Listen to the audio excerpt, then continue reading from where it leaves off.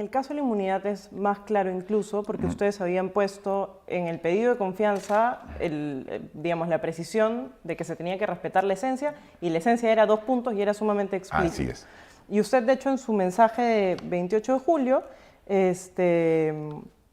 mencionó que la confianza solicitada para las reformas había sido aprobada solo de palabra y denegada en los hechos. Efectivamente. Y no optó por cerrar el Congreso, o por disolverlo, perdón, sino por pedir el adelanto de elecciones y dijo, permítame citarlo, esta solicitud la hago dentro del marco y respeto irrestricto a la Constitución Política del Perú. ¿Dijo eso porque disolver el Congreso en ese momento no estaba dentro del marco? No. ¿Y respeto irrestricto a la Constitución? No. O sea, lo que digo es que habiendo sido denegada la confianza por la inmunidad, en ese tiempo, en esa oportunidad, también podría haberse seguido el camino que hemos seguido ahora, ¿no? Pero optamos por lo que a nuestro juicio era una salida más ordenada y programada, que es el adelanto de elecciones. Que adelanto de elecciones se puede hacer en el respeto de la Constitución, es decir, con una modificación constitucional por el ente que corresponde, que es el Congreso de la República. O sea, no digo que lo otro no sea, lo podía hacer ahí, pero doy una alternativa, como una muestra de que el disolver el Congreso era la última de las opciones que nosotros queríamos tomar, ¿no? ¿En qué momento tomó la decisión de dar esa declaración en Cuarto Poder? Miren, después de ello hemos hecho 2 meses, todo el mes de agosto y todo el mes de septiembre, el esfuerzo de diálogo, de búsqueda de consensos para que el Congreso acepte el planteamiento que le hicimos de adelanto de las elecciones. 2 meses. Y hemos encontrado que 6 bancadas estaban de acuerdo, incluso me visitaron. Algunas lo dudaban y decían sí, pero con algunas pequeñas modificaciones, sí, pero si le hacemos algunos ajustes. Entonces pensamos que podíamos llegar al adelanto de las elecciones sin cambiar la esencia, ¿no? Sin cambiar el concepto de fondo. Por eso nos sorprendió que un jueves en una reunión de la comisión, de la noche a la mañana, así, de la noche a la mañana, se ponga a votación, porque ni siquiera hubo debate, directo se ponga a votación el archivo de este proyecto.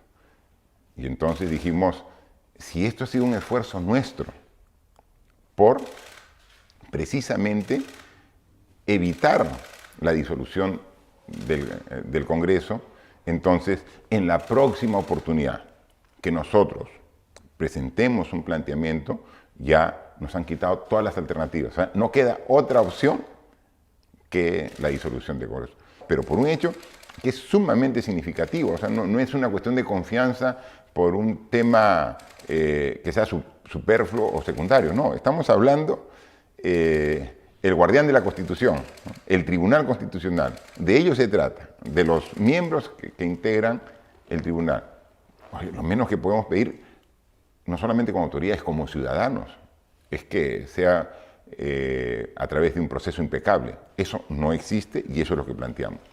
Y esa era claramente una prioridad para su gobierno. Claro, porque recuerde que nosotros en la política que tenemos de gobierno hay 5 ejes y los 2 primeros están referidos a este tema, o sea, son parte de la política. El primero es integridad y lucha contra la corrupción. Lo he escuchado. ¿No? Y el segundo es fortalecimiento institucional. O sea, ¿qué institución requiere ser más fuerte en el Perú que el Tribunal Constitucional? Ninguna, es la que requiere. Sin y 2. embargo, disculpe, ¿Sí? El mandato de los magistrados había vencido en junio. Tuvo 3 meses para poder plantear esa reforma y esa cuestión de confianza, si es que efectivamente era una prioridad, y sin embargo se hizo solo después del archivo del adelanto de elecciones. ¿Por qué? Pero es una potestad del Congreso que determine el procedimiento plural, transparente, con participación ciudadana para hacerlo. Entonces uno espera que lo van a hacer ellos. Cuando ellos dicen, los vamos a elegir, en un plazo perentorio, con este procedimiento, es ahí donde decimos, ¿no? Pero si ellos desde junio planteaban, si en junio hubieran planteado de que iban a elegir con ese procedimiento, en junio hubiéramos planteado la cuestión de confianza. Pero la decisión de hacer la elección por invitación y no por concurso se tomó en agosto. No, fue una... O sea, ¿cuándo se eligieron los 11 candidatos? No, claro, fueron 2 semanas. pero la forma de elección se definió en agosto y después, bueno, nadie se ocupó mucho del tema hasta hace unas semanas que definieron la lista de candidatos, pero el método de elección, que es lo que ustedes cuestionan, que no era transparente y tal, ya estaba planteado desde al menos un mes antes que ustedes pero no se miren aplicaba, el tema, ¿no? no se aplicaba. Nosotros hemos levantado nuestra voz desde el momento que eligieron a los 11 candidatos en media hora, ¿no? O sea, 11 candidatos en media hora. La siguiente aparición pública que tuvimos después de esa decisión, pusimos la voz de alerta, lo dijimos públicamente, ¿no? Fue precisamente en el aniversario de las Fuerzas Armadas, y ahí dijimos claramente que debíamos desterrar, volver al pasado, donde se intentaba copar las instituciones por intereses particulares. Lo dijimos. Esperamos de que haya un cambio de actitud y que acojan las recomendaciones, sugerencias y pedidos de diversos medios e instituciones. Eso no se hizo. Y por eso es que cuando ya era inminente es que presentamos dentro del plazo establecido la cuestión de confianza para que pueda atenderse. La recibieron, escucharon el planteamiento del Premier y luego de escucharlo, una moción para que se debata, y fue rechazada la moción para ver la cuestión de confianza por 80 votos. O sea, la cuestión de confianza sobre el método de elección del TC no se hizo en represalia al archivo del adelanto de elecciones. No. O sea, la actitud del... No, a ver, el archivo de este proyecto de reforma constitucional para las elecciones Fue el jueves. Fue el jueves. Y el viernes presentaron la confianza. Porque a ver, si el jueves íbamos a tener un nuevo cronograma, si íbamos a tener un nuevo cronograma para tener elecciones en un corto plazo, obviamente ahí vamos a canalizar la forma de superar el entrampamiento que teníamos, ¿no? Pero eso se dio el archivo, muy bien. Como un hecho adicional y complementario, ya teníamos nosotros el día lunes la convocatoria de la sesión para tratar este tema. Recuérdese que yo el día martes y miércoles estuve en Naciones Unidas. El jueves vine y ahí nos enteramos del archivamiento y inmediatamente también la ratificación de la convocatoria para el día lunes. Entonces tomamos la decisión de plantear cuestión de confianza.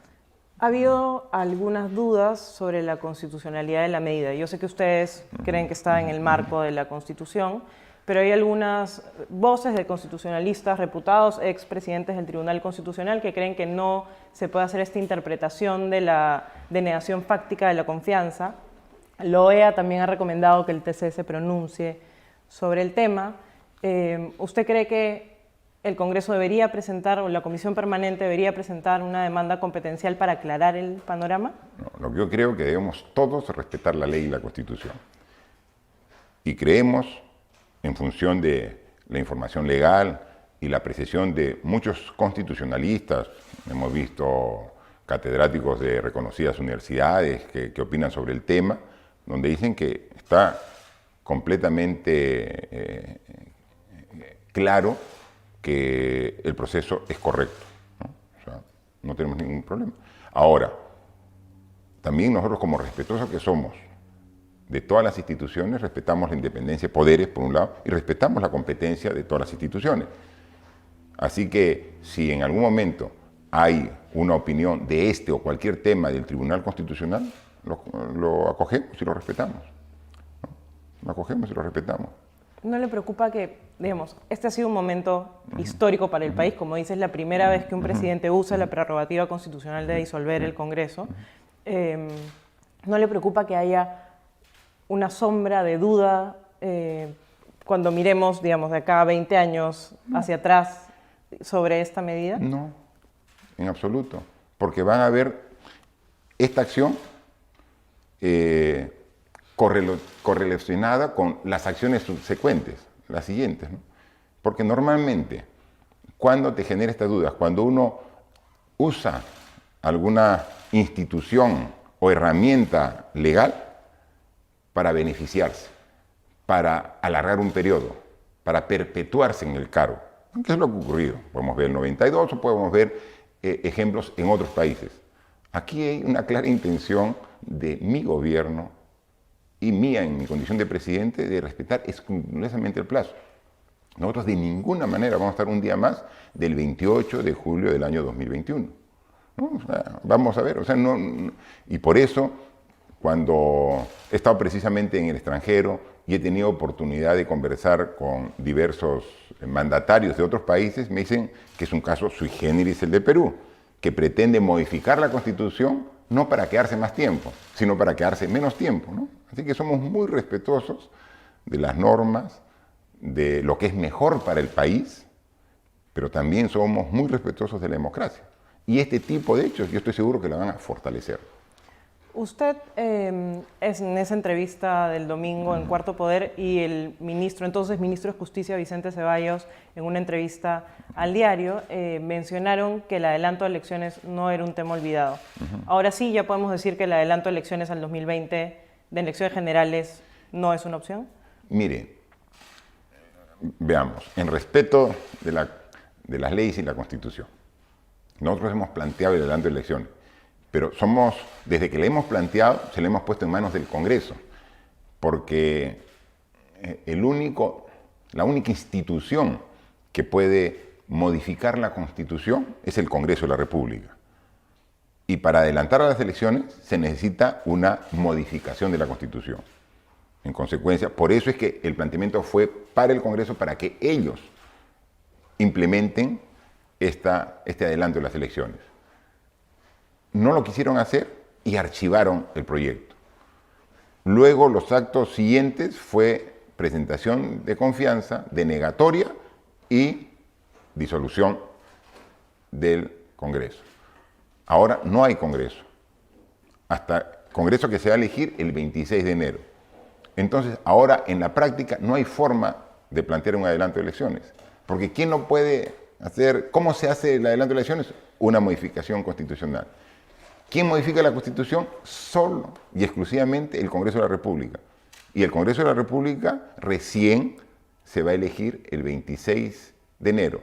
No sé qué tiempo programarán las entidades electorales para el escrutinio, tome mando, y ahí recién podríamos hablar con un nuevo Congreso.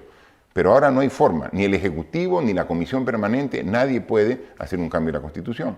En consecuencia, hasta que no se elija y no tome posesión el nuevo Congreso, no podemos hablar de cambio constitucional. Y entre ese cambio constitucional precisamente es el adelanto de las elecciones. No tiene un partido político, porque no era afiliado a Peronos por el Cambio, ahora contigo. ¿Cuál va a ser su rol durante esta campaña electoral? ¿Va a mantenerse al margen? ¿Tiene acercamiento con algún partido? O sea, como gobierno, absoluta neutralidad. Las elecciones son el 26 de enero. Ya yo he coordinado y le he pedido al nuevo canciller, a Gustavo Meza Cuadra, con quien he viajado hoy día a Pucallpa, le he pedido que inmediatamente él haga las gestiones y solicite que los organismos internacionales más reconocidos acrediten una misión para que puedan verificar la transparencia de este proceso electoral, ¿no? Entonces, estamos ya abocados a este proceso. Ya el Jurado Nacional de Elecciones ya hizo un corte en el padrón y hay un cronograma establecido que se está trabajando. Vamos a pedir a observadores de organismos internacionales. Entonces, ¿cuál es el rol nuestro como gobierno? Garantizar la limpieza y la transparencia en este proceso electoral. ¿Cuál es su evaluación del rol de Mercedes Arauz estos días? Usted dice que no es vicepresidenta o es vicepresidenta. Entiendo que es. Ustedes han dicho que no puede renunciar, ¿no? Yo soy ingeniero, no soy abogado. Y exactamente no sé cuál es su situación legal actualmente, ¿no? Y eso justo le he pedido al primer ministro, él sí es abogado, pero que a través del Ministerio de Justicia vea exactamente cuál es su situación, ¿no? porque yo entiendo que hay cargos que son irrenunciables, ¿no? Por ejemplo, un congresista de la República no puede renunciar.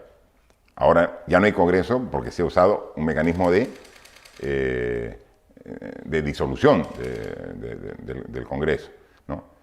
Pero el presidente de la República y los vicepresidentes sí pueden renunciar.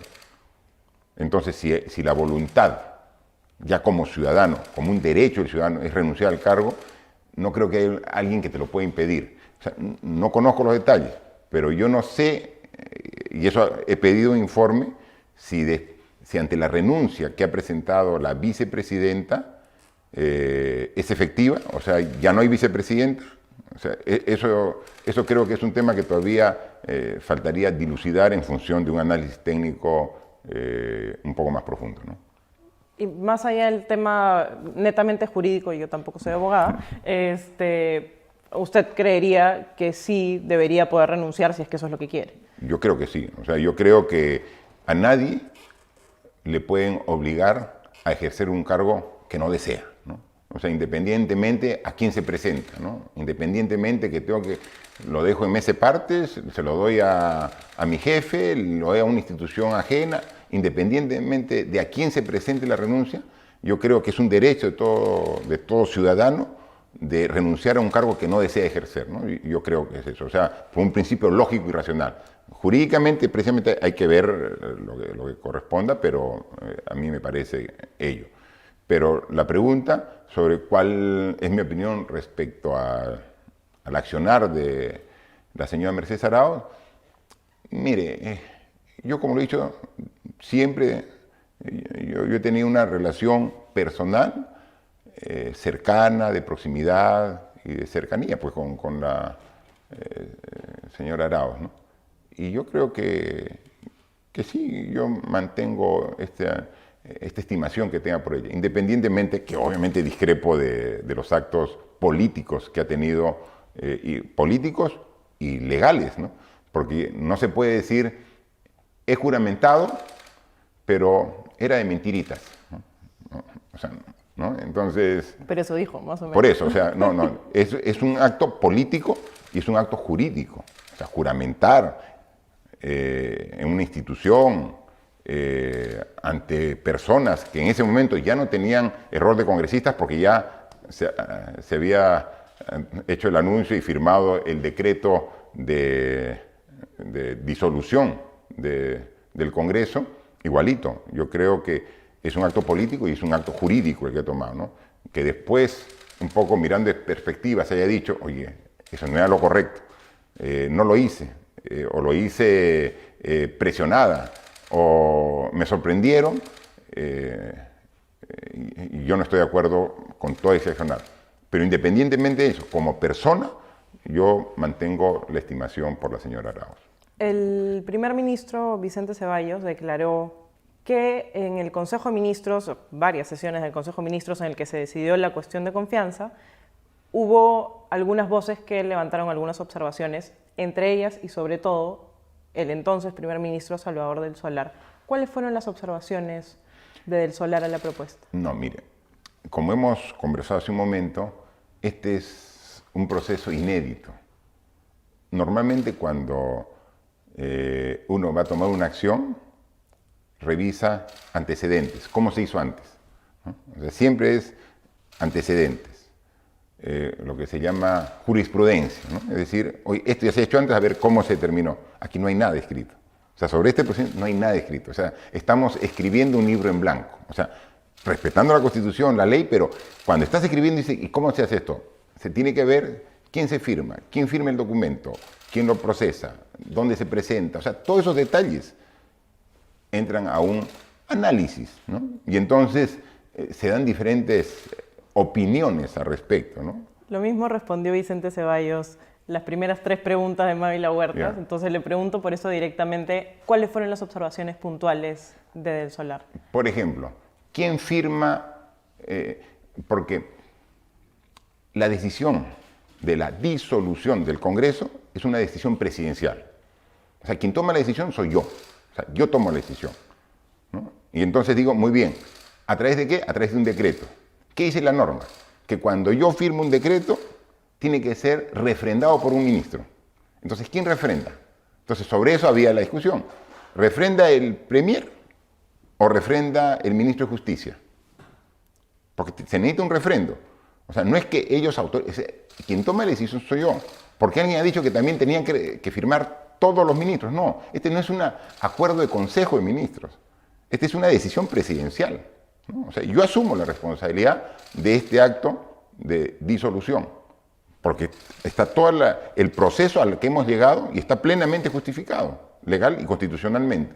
Entonces tomo la decisión. Pero yo no puedo firmar solo un decreto. Alguien tiene que refrendar, un ministro. Y entonces, oye, pero no dice, ¿y quién lo refrenda?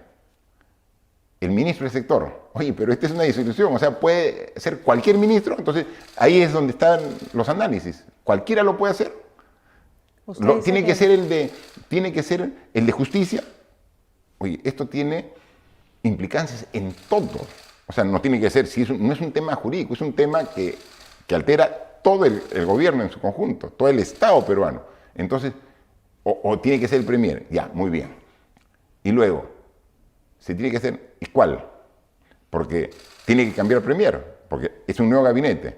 Entonces, ¿el refrendo es del antiguo o del nuevo?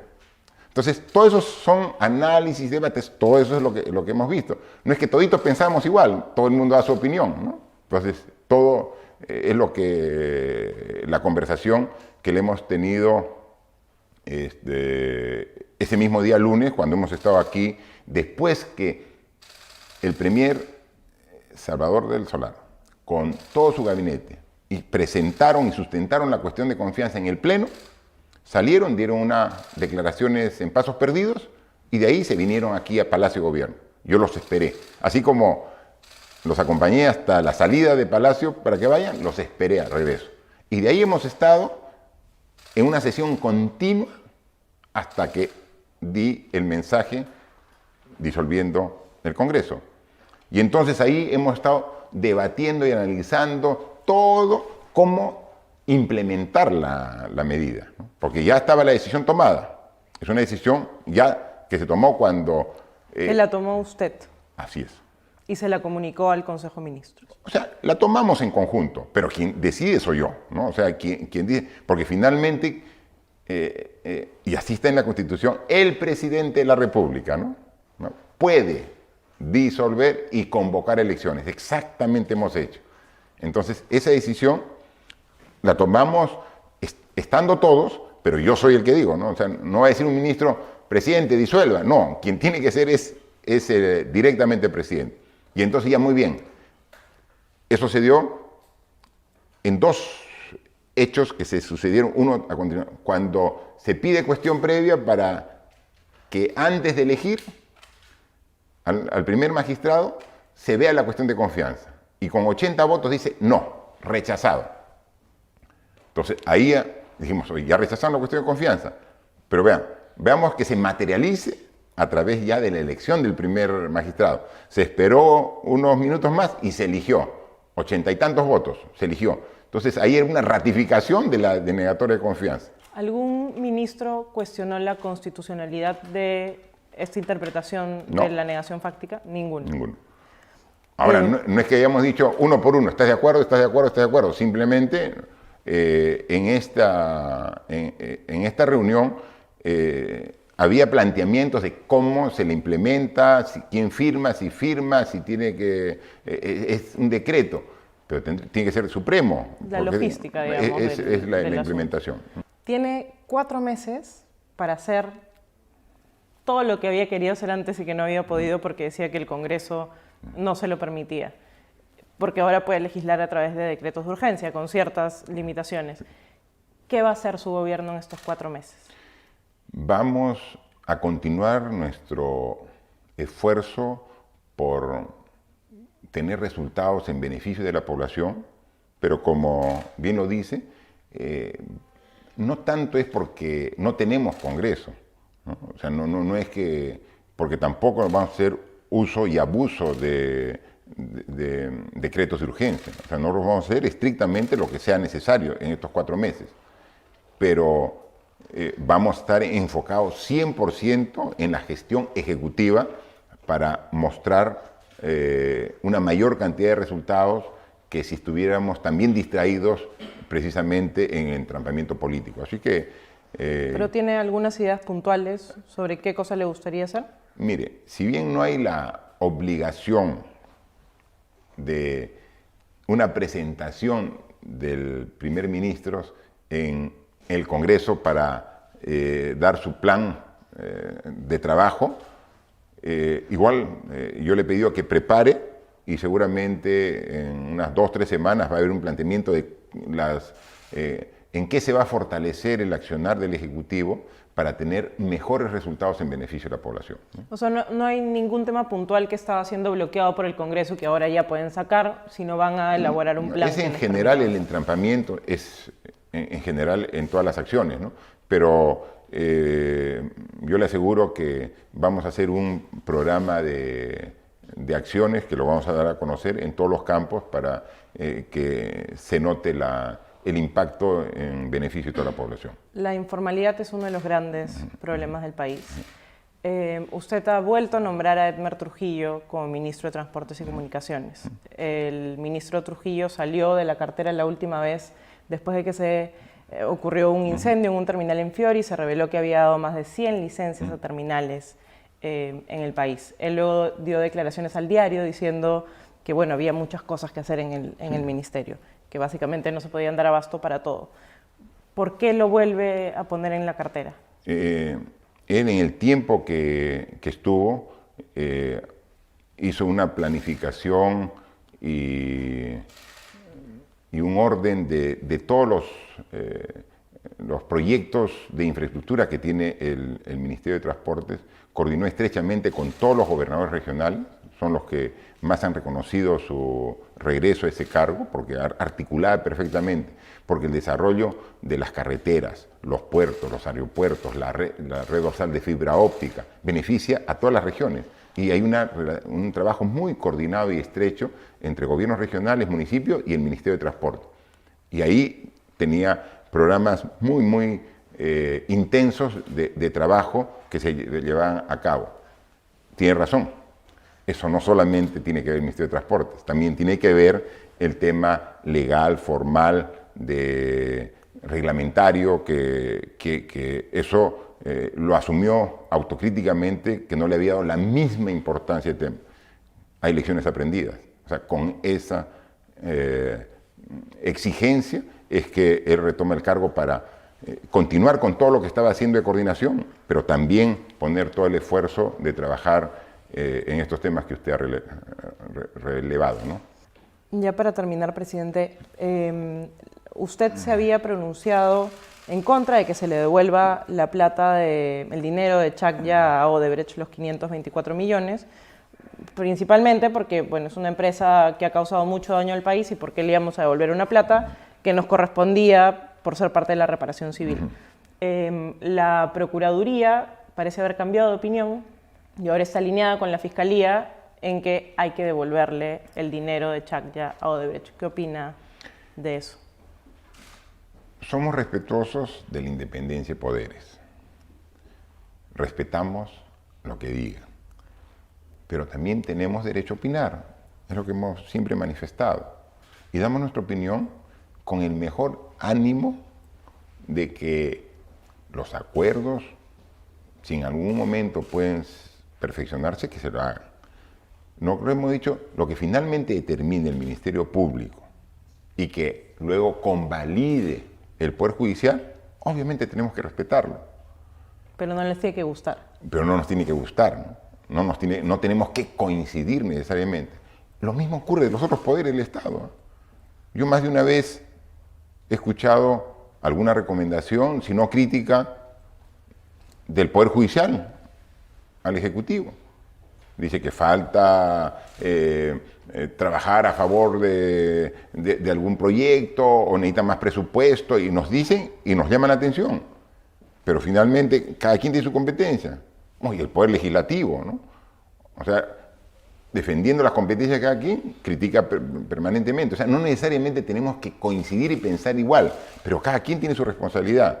Esta responsabilidad corresponde al sistema de administración de justicia, Ministerio Público y Poder Judicial.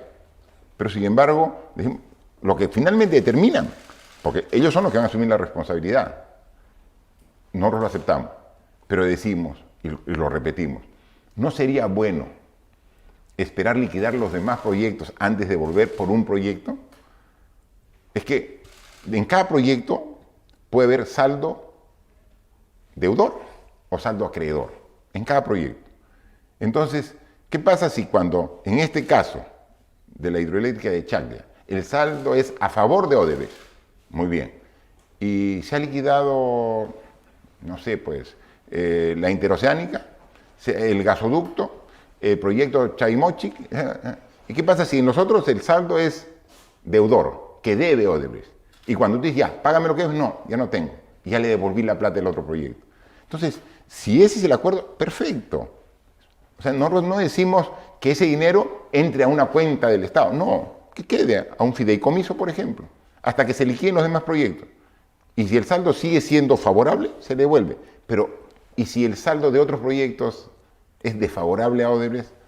Ya no tenemos de dónde sacar recursos para cobrarnos. Entonces, es en ese sentido, ¿no? O sea, Odebrecht debería esperar a vender todos sus activos y luego vemos cómo están las cuentas. No necesariamente vender, a liquidar los demás proyectos, ¿no? Okay. Porque Chaclla ha terminado y se ha liquidado. Entonces, Chaclla se vendió no sé, a una cantidad, pagando sus deudas, pagando sus impuestos, pagando esto, ha quedado 500 millones. Y dice, ¿eso le corresponde? Sí, está bien. En esa liquidación de ese proyecto te corresponde. Entonces queda a nombre de Odebrecht, pero queda guardado hasta que se vean los demás proyectos. Si finalmente el saldo es favorable, perfecto. Pero si tenemos saldo deudor, en ese momento, ¿qué hacemos? Uy, ya le devolvimos, no hay nada que hacer. Odebrecht, devuelve. ¿Cree que vaya? Sí, toma aquí el saldo deudor. Cuando creo que se ha dicho y se ha comentado, no sé, he visto alguna noticia que en Brasil se ha declarado en bancarrota. Están tratando de entrar a un proceso concursal. No sé, ¿no? Entonces, simplemente, pero finalmente es una responsabilidad y competencia del sistema de administración de justicia. Lo que ellos determinen, nosotros lo... Presidente, Rosa Bartra ha llamado a su gobierno comunismo vizcarrista y hablan de varios excongresistas o miembros de la permanente, hablan del castrochavismo que se avecina. ¿Qué dice a esos comentarios? Mire, después de toda la forma que ha actuado la señora Rosa Bartra, no merece que se le responda nada. Estamos en esta situación, porque ella archivó el proyecto de adelanto de elecciones, ¿no? Imagínense, y luego ha pedido adelanto de elecciones ella. O sea, miren la inconsciencia de algunas personas cuando ejercen cargos de autoridad. Nosotros siempre hemos dicho que en este gobierno, para cada decisión que tomamos, ponemos al Perú primero. Y aquí no. Primero, como ven primero sus intereses, entonces archivo el proyecto de adelanto de elecciones. Ahora, por otras circunstancias, son disueltos. Entonces, ahora sí, adelanto elecciones. Entonces, se dan cuenta que solo se actúa en función de intereses personales. Con ese tipo de actitudes no le respondo nada. La CONFIEP es una de las organizaciones que se ha pronunciado en contra de la disolución del Congreso. ¿Cómo recuperar la confianza del empresariado? Mire, una cosa es tener la confianza del empresariado y otra cosa es tener la confianza de la CONFIEP, ¿no? Nosotros sí tenemos la confianza del empresariado, que sigue creyendo y que sigue invirtiendo en el Perú.